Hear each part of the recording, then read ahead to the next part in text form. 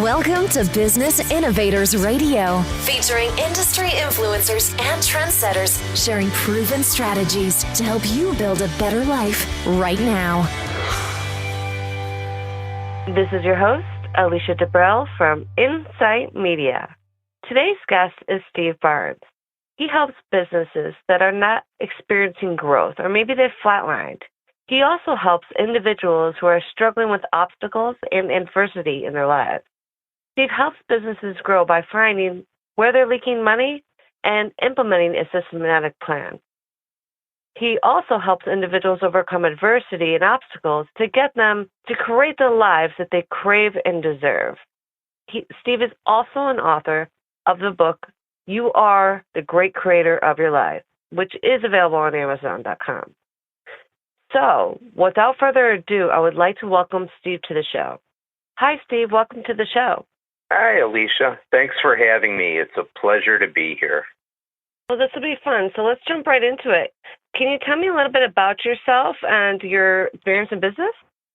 Sure. Since 1990, I've coached people in the corporate world in many different capacities. I was a vice president of sales, a sales manager, a sales trainer, a training manager. And all of those positions incorporate the coaching of people and their development. And you've written an incredible book called You Are the Great Creator of Your Life. Why did you write that book? Well, I felt the need to reach more people. I had a wealth of what I feel of great life experiences, and I wanted to express those experiences to others. I felt I had a story to tell. And I wanted to provide an easy template for anyone who wanted to improve the quality of their life. The book has been out a little over a month, and so far the reviews have been very positive, so I'm very happy about that. Okay, so and then when people are reading this book, what will they get out of it? Well, they'll read some amazing stories of people who've changed or improved their lives. Some are famous people, some are everyday people, Alicia, like you and I. And the stories are very grounded. They're very inspiring, but yet they're very down to earth. And I think the message of the book is you can do what you put your mind to doing. So you're a business coach, or well, you're a life coach and business coach. What made you want to be a coach? I had an epiphany back in 2013. I was still in the corporate world, and I was lacking passion. I wasn't happy with what I was doing. So I decided that I wanted to dedicate my life to helping others in any way that I could. And I realized that I'd been coaching people all along, so it was time to actually do that full time. I became a certified business and life coach in July of 2015. So it was kind of like you were already doing it, so it's kind of the next step. That's exactly right. Who do you help, and how do you help them? I help businesses that have stagnant growth or are flatlined in profitability. Typically, these are small to mid-sized businesses, usually under 20 employees, somewhere in that range. I help individuals who have difficulty overcoming adversity or obstacles in their lives. And how I go about it is this. Initially, I have a free consultation where we get together to see if it's in the best interest for both parties to work together. Maybe I'm not the right coach for them. Maybe they're not the right client for me. That doesn't often occur, but yet still I want to make sure that we're both on the same page. After that, I'll design and implement a comprehensive plan for the businesses to stop leaking money so they can be profitable again. And I'll design and enact a comprehensive plan for individuals to overcome their adversity or the obstacles that they're facing. That way they can create the life that they dreamed of, but they couldn't attain. And so what is your role as a coach? Well, I ask a ton of questions, and they're often challenging questions. And then I listen, and listen some more. I have to really make sure that my clients and I are in tune together. I want to dig deeply to understand what's in my client's best interest. Sometimes they don't really know. They know that they want change. They know that they want an improvement, but they're in so deep that they can't exactly figure out what they need. So sometimes it's arriving at that conclusion together. It's really important that I build trust. I want to let my clients know that I genuinely care about their success. Sometimes I have to act as a cheerleader, Alicia. Sometimes I have to act as a drill sergeant. It all varies with the personality of the client. I want to make sure that all aspects of the comprehensive plan is followed through. Along the way, I gauge the progress throughout the entire process and report back to the client. And we want to get their feedback too. How do they feel things are going? I want to make sure that we're on the same page the entire time. So like you check in with them and you say, okay, this is what you were supposed to do. Did you do it kind of thing? Yes, absolutely. I want to make sure that they're upholding their end and that also that I'm providing them with the feedback that they need. It has to be a joint venture the entire way. What are some typical reasons someone might want to work with a coach? Well, coaches provide another set of eyes, another set of ears, a different way to think about things. Coaches can look at things in a different manner. You know the adage where you can't see the forest from the trees? Well, yeah. Sometimes that's where clients are. They're so deep into their issues and their problems and their areas where they're not succeeding that they need to have another set of eyes, another set of ears to look at the situation, to be able to go through things, to offer different vantage points, to be able to see where they can take things. I find also that clients can't overcome their business or personal issues on their own. They're just in so deep, and they're having difficulty figuring out what they're going to do next. And that's where I can come in and be able to give them that extra insight. Now, a coach can also challenge clients' thinking. I was saying perspective, the way a coach kind of puts things into perspective, because sometimes when you're in it, you're not really looking at it the right way. Exactly. And by being able to challenge someone's thinking, they're able to open their mind to be able to look at different ways of looking at things. And it's just guiding them. It's taking them along the entire process and showing different ways of doing things. Ultimately, Alicia, the best success comes when the clients arrive at their own conclusion. Sometimes I have to tell them what to do, but their greatest success, I often find, is when they're uncovering what they need to do on their own. Can you give me some examples of which problems you find that most of your clients have in common? Sure. One commonality is that they're extremely frustrated with their current situation. They're in so deep, all they know is that whatever they're doing isn't working. And they have an inability to recognize what the true problem is. Again, they can't see the forest from the trees. So we have to have that joint conversation. We have to have that dialogue where we're working together. First, clear out the frustration. Frustration does absolutely no one any good whatsoever in moving forward in life. Part of life, but yet we can't sit there and dwell on the frustrating aspects. What we have to do is get down to the meat of the issue.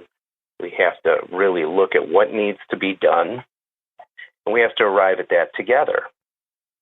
I hear common words. I hear phrases from my clients, and they're phrases that I call fatal words, words that are like, oh my gosh, this is why we're in a rut right now. Now, for businesses, one phrase that I hear that I know is fatal is, that's the way we've always done it. What that's saying to me is that we're relying on what we did in the past. There's no insight into the future. There's no foresight on what needs to be done. And it's kind of a defensive phrase. Now, for individuals, when they use the phrase, I know, again, it's being very defensive, and it's screening. It's saying that I'm uncomfortable where I'm at, but yet I'm also being defensive about how we want to move forward. So I have to listen for those kind of phrases, Alicia, and then I have a better understanding of what we need to do. Well, that makes sense. I mean, especially like on a business side, if they say this is the way we've always done it, well, if that's the way you've always done it and you haven't progressed and your business is flatlining, is that like a key word for you to say, okay, well, wait a second, maybe this person's not ready to grow, or how do you work around that? It's a great question. I have to challenge them then. Sometimes through kindness, you have to hit people between the eyes. I'd ask them questions like, okay, if that's the way you've always done it, where are your results currently? Is this where you want to be? Now let's remove the past, let's live in the present, and let's focus on the future. So where do you want to be? Are you where you want to be right now? And inevitably, the answer is no. No, we're not. And so then I'll ask, so being that that's the way you've always done it, is that how you want to do it going forward? And we have to arrive at that turnaround. Does that make sense? Yeah, no, it totally does. And then so like on the personal side, when somebody says, I know, well, why are they in front of you to begin with if they know everything and they kind of, is that what you're referring to when exactly. when you look for that keyword? Yeah, exactly. They're being defensive. They're saying, I want help, but don't help me. I want help, but don't help me. It's a mixed message. And in turn... Sounds like a good idea. Yeah. But in turn, we have to arrive at that conclusion together. And so it's similar to what I say to businesses, I say to individuals. I say, okay, you know. Now, what you know, is it working for you? Where you want to be? And then if it goes any further, I might just plain ask them flat out, why am I here today? Why are we together? And that flashes back to sometimes it's not always right to work with clients. As long as you're hitting them between the eyes with honesty and straightforwardness and in their best interest, it's okay to ask those tough questions and to hit them between the eyes, I think. Yeah, no, definitely. Otherwise, you won't get the real answer. No. And again, people don't want to admit that they're failing. That's a hard thing to admit, Alicia. Yeah, no, I totally agree. We've all failed in our lives, and I have been in that position myself. And I know it's very hard to not only know that you're failing, admit that you're failing, but then ask for help, to get past that situation. So, yes, okay, swallow your pride. Exactly. Yeah, and I'm a redheaded Dago and a Leo, so that so I understand that one. And I have enough failures in my past that I could write a second book, so I understand that too. So tell me this: what sets you aside from other coaches in your industry? Good question. I put my clients first. All right, maybe every coach is going to give you that answer that they put their clients first, but I really do, because I genuinely care about them. And back to asking challenging questions, sometimes I may tell a client that, it seems that I'm more invested in your business or in your life than you are. So, I want them to understand how important their success is for me and for them. I read people extremely well. I convey a genuine interest in helping them succeed, and knowing when they're putting up filters and knowing when they're saying things that are a little bit counterproductive to us moving forward. I think I'm a really good listener. I listen intently to the surface conversation and the underlying comments that are beneath. Sometimes what you're getting on the surface isn't exactly what the entire conversation should be. I think I also have a really good understanding about when to be a cheerleader and when to give my clients a loving kick in the butt.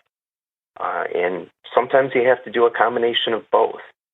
But I think a big part of it, Alicia, is reading personalities and reading and understanding what people are all about and understanding what they want to achieve and being able to deliver that message along with their personality style where they're most apt to accept it.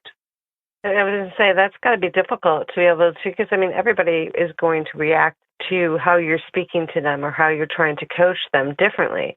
And how do you look at somebody and say, okay, I need to maybe be a little bit more tougher with this person, or maybe I need to build this person up before I give them a kick in the butt, or maybe I need to bring this person down and then cheerlead them, up to where they need to be. How do you do that? Well, again, it's understanding reading personality styles. There's basically 4 different types of personalities. There's people who are amiable, they're easygoing, and they just want everything to be good and for everybody to get along. There's people who are expressive personalities, and those types of personalities are just more talkative, and you may have more of a BS filter there. There's people who are very analytical. All they want is facts, information, and data.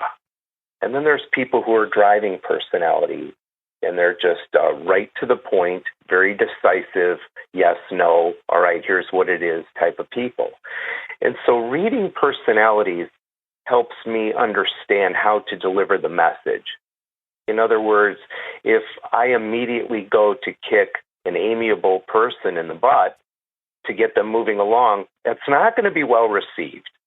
And in turn, if I try and hem and haw and to deliver a flowery message to a driving personality, again, it's not going to be well received. They want directness. And so that's how I've had great success in being able to convey the message to people by understanding where they're coming from. I like it. That's powerful. So tell me this. Give me a couple myths or misconceptions that most people have about a business or a life coach that maybe you can clear up? Sure.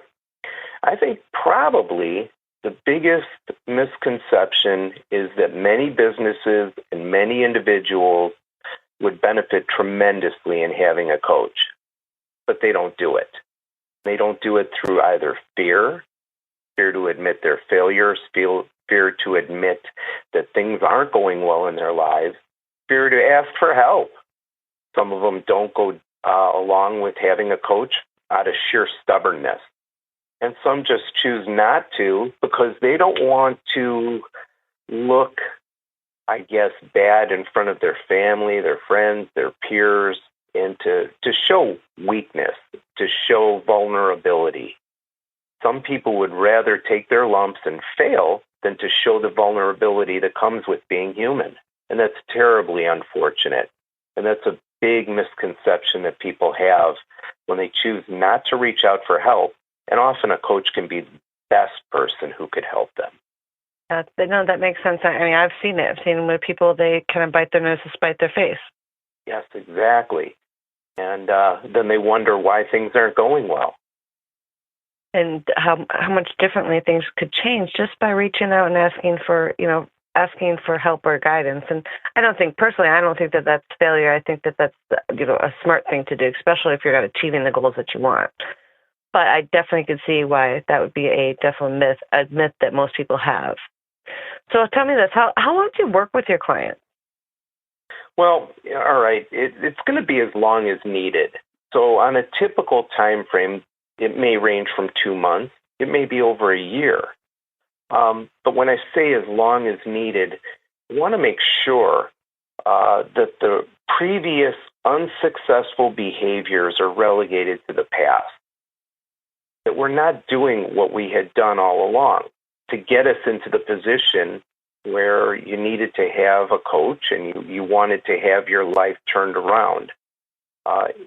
We want to make sure that those behaviors are gone and that new behaviors are put in place. There's a saying that it takes, and I've heard 2 different figures, but 21 to 28 days to create a habit. And that habit can be good, it can be bad, it can be positive, it can be negative. But we want to make sure that positive habits have replaced the ones that weren't working in the past. And we want to make sure that we're on the same page, that the behaviors have changed going forward, and that the thought process is usually more positive and more focused on what it's going to take to maintain on a successful path as opposed to falling back into the old ways. Okay, and so tell me this. How is your coaching delivered? I know how long you typically work with them, but what does the process look like? Well, I'm very hands-on in my delivery. And what I mean by hands-on is I'm involved consistently. I don't work with a lot of clients at the same time because I want to be deeply involved with the ones that I am working with. I mentioned earlier that I have a free initial consultation, and that's very, very, very important.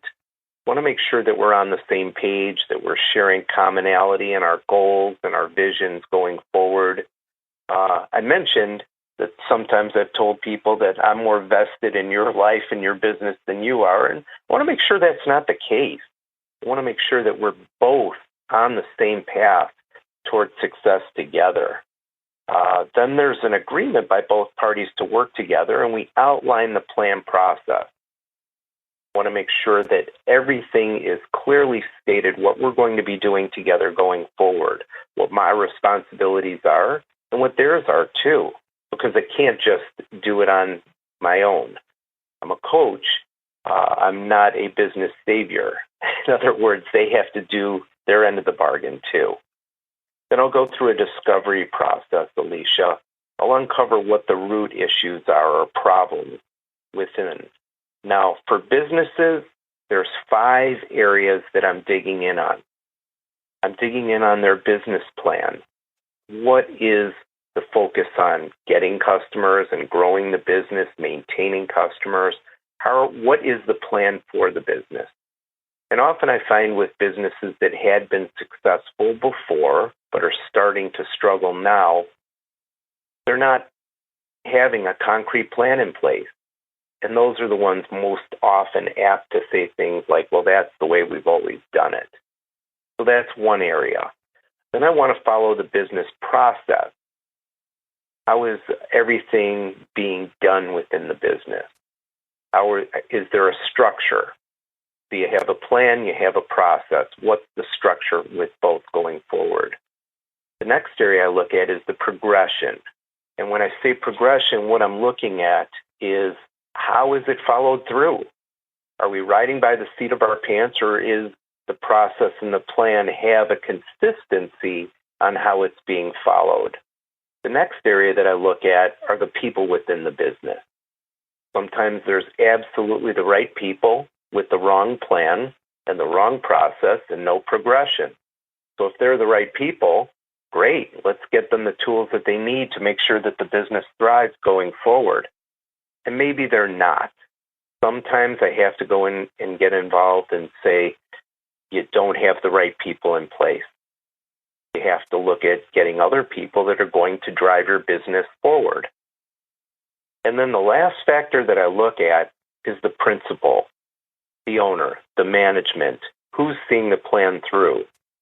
And on occasion, you'll see that all the other pieces are in place, and the big stumbling block in business could be the owner, could be the manager, could be the people who are supposed to be driving the business, and instead they're acting as an anchor pulling it down.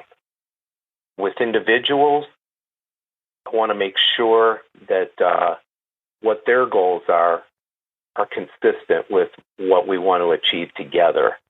Sometimes they don't know. And typically with individuals, I work in 2 areas. I work in helping them with career growth and expanding their career opportunities and their overall health.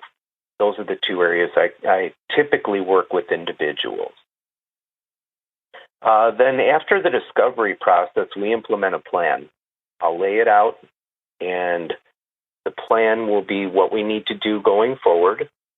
Again, with their driving it going forward, both the business clients and the individuals, they're driving the behaviors going forward and changing their behaviors.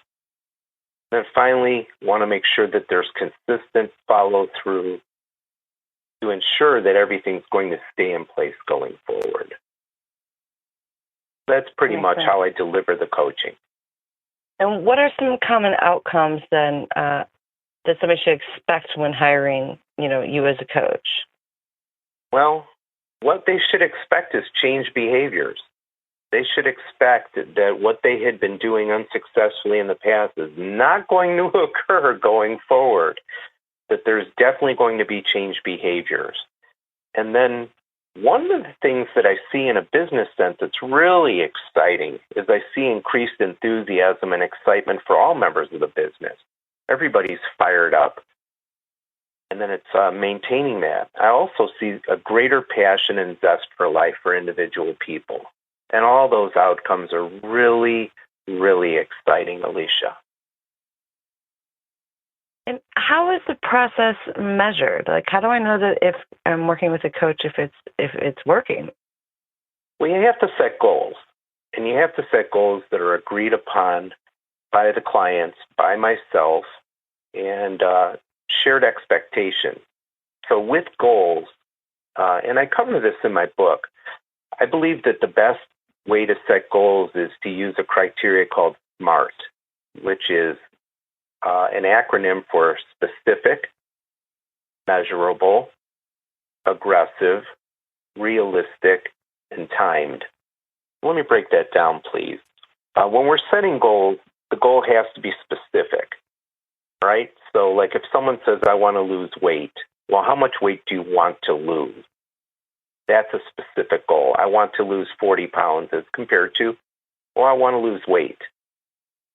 Then measurable is exactly what you're looking at. How do we measure the goal going forward?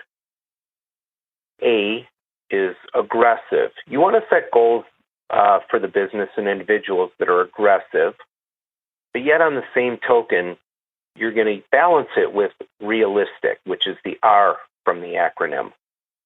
So aggressive are goals that you want to push the envelope a little bit. Realistic means that, well, okay, we can state this is doable. This is something that can be achieved. And most important is the T, which is timed. What is the time frame? So back to someone saying, I want to lose weight. I want to lose 40 pounds. That's specific. You're measuring what the amount is that you want to lose. And that's how you're able to stay on track during the course of the goal setting. Aggressive, all right? So what is the time frame that you want to do 40 pounds? I want to lose 40 pounds in 6 months. That's aggressive. But is it also realistic? Yeah, in most cases it is. And timed is your time frame, which is the 6-month time frame. That way you can measure how you're doing going along the entire process. That makes sense? Yeah, no, it totally does. Cool. So aside from setting goals and sharing expectations, we want to gauge the process along the way. It's rather similar to if you wanted to drive from, let's say, New York City to Miami. You know that that's a 20-hour drive, but there's no road signs along the way. So how do you measure if you're on track to get to Miami when you want to or not? So that's similar. We want to gauge the process along the way. There should never, ever be oh my gosh, this didn't work out at the end. We should be seeing progress along the way. We want to make sure we're achieving the goals and that we're on the right track as this is progressing along. The entire process is going along. And then finally, want to make sure that a plan is implemented to avoid returning to the previously unsuccessful behaviors. In other words, if I'm doing my job perfectly well, I should render myself obsolete at some point, which is good and bad. And so why do you think that coaching works? Well, coaching offers critical thinking, and quite often it's a different viewpoint from what the clients had on their own. It's challenging. Coaching works by challenging. Coaching works by taking people to the next level. Wherever their level is currently, taking them to that next level. That also comes in account the definition of insanity. I guess people have credited Einstein with saying that. No one's really sure who came up with it, but the definition being that to consistently do what you have been doing and to expect different outcomes. And so coaching works because we're getting off that insanity track. We're changing the behaviors, and then the outcomes change accordingly. And what are a few practices that somebody could implement immediately to begin to overcome some of these either emotional hurdles that they may have? It's most important to have brutal, truthful self-awareness and self-honesty. Earlier in our conversation, we alluded to the fact that sometimes people are defensive and sometimes people are resistant. And so if they want to have the emotional hurdles overcome, they have to be self-honest. There has to be a self-awareness, a brutal truth. The second thing that's most important of all really is there has to be decisiveness. The worst action anyone could possibly ever take is inaction. By doing nothing, nothing will change. So there has to be a decisiveness. There has to be action. Even if the action fails, that's better than inaction. That's better than doing no action whatsoever. Another thing that helps is to be fearless, to absolutely jump into it, and you'll overcome emotional hurdles by being fearless, by saying, I'm going for it. And if it fails, okay, but at least I'm going to make this attempt. Finally, passion. It's so important to be passionate about what you're doing. If you're passionate about it, then it's more fun. The process is more fun. The journey is more fun. The results seem to come more favorably that way, too. And if you had one piece of advice to give somebody that's looking to take their business to the next level, what would that be? Well, business is changing so rapidly nowadays. I read a piece earlier today that it looks like Sears is going to go under. Or they're very close anyways. Now, 25 years ago, businesses like Sears, Blockbuster, Kmart, they were very successful. They were doing exactly what the public wanted, and they were a viable business. And you have to be prepared for what's next. You have to be prepared for what's around the corner. This goes hand in hand with the statement of, well, that's the way we've always done it. That's going to be more and more the truth going forward, that it doesn't matter what you have done in the past. It's having an awareness of what's coming around the corner, what's coming up next, and you cannot be complacent. You have to be open to seeing what changes are out there and being adaptable to being able to fulfill those changes. Well, Steve, I have one more question for you. If somebody wanted to get a hold of you for your services, how would they do that? How would they go about getting a hold of you? Okay, thanks for asking. The website is, my company is The Peak Performers, PEAK, PERFORMERS. The website is www.thepeakperformers.net. I can be reached at email at steve@thepeakperformers.net. Phone number is 804-931-9400. And the book is You Are the Great Creator of Your Life, which is available on Kindle and on hard copy on Amazon.com. Well, Steve, I really appreciate your time today. This was a great interview. Thank you for having me. It was a blast. I enjoyed it very much. Thanks, Alicia. Oh, it was my pleasure. All right, guys. You just heard from Steve Barnes, business and life coach, The Peak Performers, and author of You Are the Great Creator of Your Life, available on Amazon. And this is your host, Alicia Debrell from Insight Media. Until next time. Thanks for listening to Business Innovators Radio. To hear all episodes featuring leading industry influencers and trendsetters, visit us online at businessinnovatorsradio.com today.